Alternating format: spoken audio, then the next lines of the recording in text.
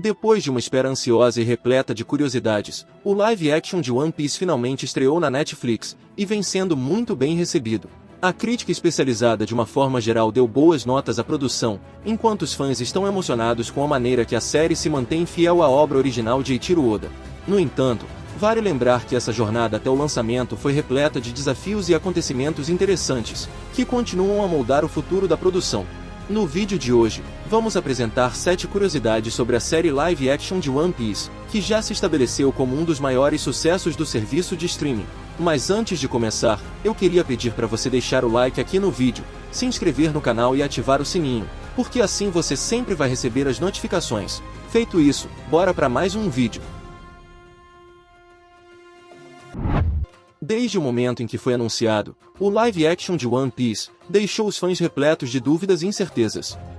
Afinal, estamos falando de um dos universos mais inventivos e fantasiosos dos mangás. Como conseguir levar essa riqueza para um formato live action, mantendo a fidelidade, especialmente com um orçamento tipicamente associado à produção televisiva?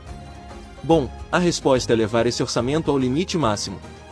Acontece que One Piece não apenas é a produção mais cara da história da Netflix, como é também uma das séries mais caras de todos os tempos. Essa produção ambiciosa resultou um custo impressionante de $18 milhões por episódio.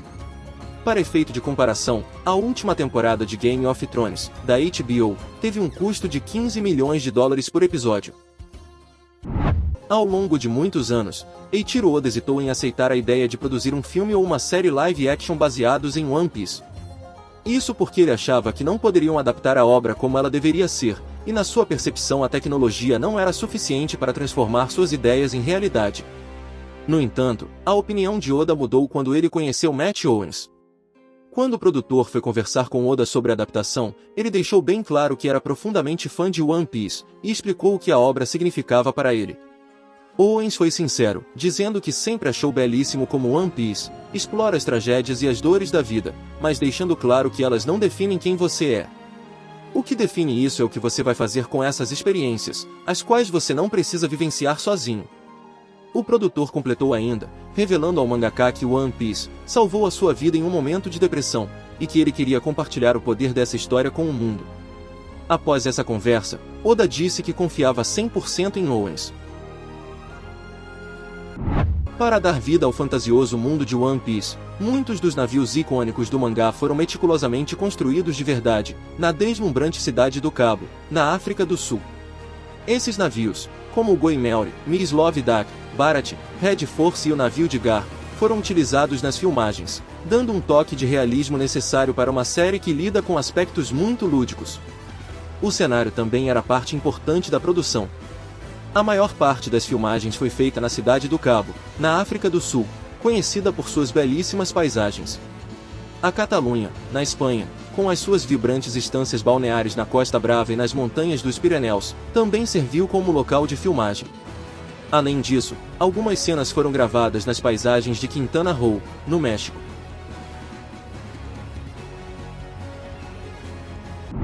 Em One Piece, assim como na maioria dos mangás, os personagens possuem trajes característicos que são suas marcas registradas. No entanto, no live action, esse conceito pode parecer um pouco estranho. Ok, estamos falando de piratas, mas esses sujeitos não tomam banho? Para contornar essa questão e ao mesmo tempo se manter fiel ao mangá, a Netflix optou por colocar os personagens em vários momentos usando roupas que Oda criou para eles apenas em capas de capítulos. Isso foi uma ótima sacada. Não só isso, até mesmo artes conceituais originais foram reaproveitadas.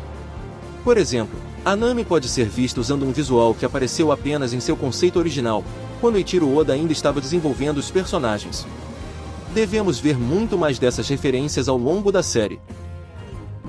Antes mesmo de sequer surgir a ideia de um live action de One Piece, a atriz Emily Hand já tinha uma grande conexão com a obra, e principalmente com a Nami. Fã do mangá desde criança, quando surgiu a notícia do live action, ela começou sua campanha particular pelo papel, fazendo várias postagens de Nami em suas redes e até tingindo o cabelo de ruivo. Não demorou para os fãs de One Piece apoiarem sua campanha e fazerem barulho suficiente para que chegasse na Netflix, chamando ela de Nami da vida real. Esse é um daqueles poucos casos em que o pedido dos fãs realmente deu certo. O esforço valeu a pena e Emily Hand foi escolhida para o papel de Nami. Uma coisa que nem todo mundo deve saber, é que o Astro Mackenio, o intérprete de Zoro, é filho do ator Sonny Chiba. Talvez nem todos saibam também que o rapaz é o ator mais promissor de sua geração no Japão. Mas uma coisa que talvez vocês saibam é que existe um motivo bem específico para ele ser chamado de o príncipe dos live actions. Acontece que Mackenio ostenta em seu currículo uma extensa coleção de personagens de anime.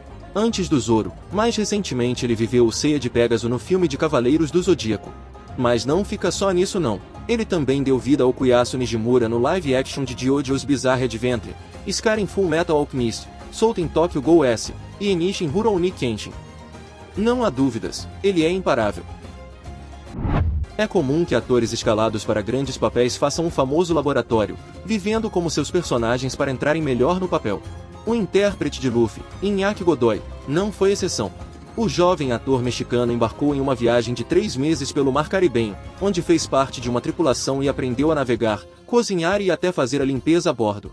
E aliás, vale dizer que isso não foi exigência da Netflix. Ele simplesmente quis ter a experiência de viver no mar para dar o seu melhor como capitão do bando do Chapéu de Palha. Isso demonstra o enorme comprometimento de Iñaki para o papel. E por falar no comprometimento de Iñaki Godoy, dar vida a um personagem tão icônico quanto Luffy vem com uma tremenda responsabilidade, afinal são muitas pessoas envolvidas nessa obra há mais de 20 anos. Como por exemplo, Mayumi Tanaka, a voz original de Luffy no Japão. A atriz conheceu o jovem Luffy e fez uma espécie de passagem de bastão, colocando nele o chapéu de palha característico do personagem. Mas Iñaki Godoy ainda foi além, conhecendo o próprio Eiichiro Oda, visitando o criador de One Piece, em seu estúdio no Japão. Oda revelou que fez parte do casting da série, escolhendo pessoalmente Iñaki como Luffy, pois segundo o mangaka, foi o único que o fez rir, como Luffy faria. No encontro entre os dois, também rolou a simbólica cena do chapéu, dessa vez com Oda abençoando o rapaz. E por hoje é isso meus queridos, se vocês gostaram do vídeo, deixem o like pra gente saber se vocês estão gostando desse tipo de conteúdo, e se ainda não forem inscritos, se inscrevam aqui embaixo e ativem o sininho. Grande abraço e até o próximo vídeo!